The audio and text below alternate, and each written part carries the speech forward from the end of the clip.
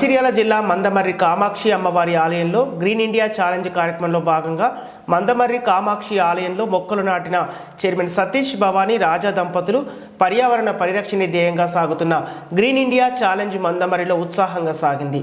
మంచిర్యాల జిల్లా మందమర్రిలోని ప్రతినిధులు ఎర్ర రజిత, బోరిగా ముఖేష్ ఆధ్వర్యంలో మొక్కలు నాటే కార్యక్రమం నిర్వహించారు. ఈ కార్యక్రమంలో ఆలయ చైర్మన్ సతీష్ భవానీ రాజా దంపతులు పాల్గొని మొక్కలు నాటారు. ఈ సందర్భంగా వారు మాట్లాడుతూ అస్సాంలోని కామాఖ్యదేవి ఆలయం తర్వాత దేశంలోనే అంతటి పవిత్రత కలిగిన రెండవ ఆలయం మన మందమర్రిలో ఉండటం భక్తుల అదృష్టమని పేర్కొన్నారు. సంరక్షణ బాధ్యత మొక్కలు నాటడం మాత్రమే కాదని వాటిని వృక్షాలుగా పెంచే వరకు ప్రతి ఒక్కరూ బాధ్యత తీసుకోవాలని పిలుపునిచ్చారు. సంతోష్ కుమార్కు కృతజ్ఞతలు. కోట్లాది మొక్కలు నాటిస్తూ ప్రకృతికి అపారమైన సేవ చేస్తున్న మాజీ రాజ్యసభ సభ్యులు జోగినపల్లి సంతోష్ కుమార్ గారిపై అమ్మవారి ఆశీస్సులు ఎప్పుడూ ఉంటాయని భవానీ రాజా కొనియాడారు. ఈ కార్యక్రమంలో గ్రీన్ ఇండియా ఛాలెంజ్ రాష్ట్ర కోఆర్డినేటర్ గర్రెపల్లి సతీష్, దేవాలయ పండితులు, స్థానిక నాయకులు మరియు భక్తులు పెద్ద సంఖ్యలో పాల్గొన్నారు.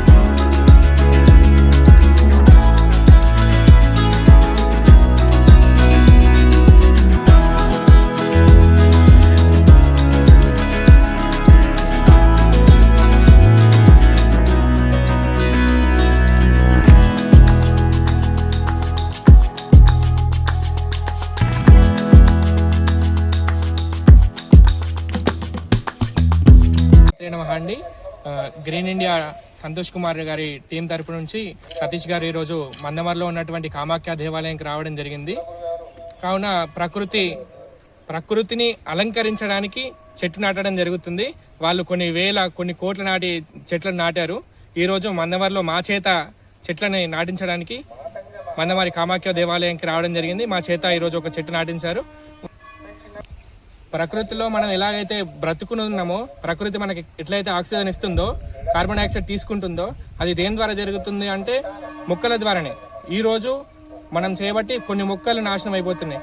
సో దాన్ని పరిగణలో తీసుకొని ప్రకృతిని మంచిగా చేయడానికి వీళ్ళు సంకల్పించుకొని ప్రకృతిలో చెట్లను నాటడం జరుగుతుంది. చెట్ల విశిష్టత మన అందరికీ తెలిసిందే. జనరల్గా ఇప్పుడు మామిడి చెట్లు లేవనుకోండి, ఎండాకాలం మనం మామిడికాయలు తినగలుగుతామా? శీతాకాలంలో సీత చెట్లు లేవనుకోండి, అవి మనం తినగలుగుతామా? ప్రకృతిలో ఎలాగైతే మొక్కలను నాటుతలేమో అవన్నిటిని మనం మిస్ అయిపోతూ ఉంటాం. కాబట్టి ప్రకృతిలో మనం అందరం కూడా మొక్కలను నాటి ప్రకృతిని అలంకరించుకొని మనం బాగుండి ప్రకృతిని బాగుంచాలి. శ్రీమాత్రే నమః.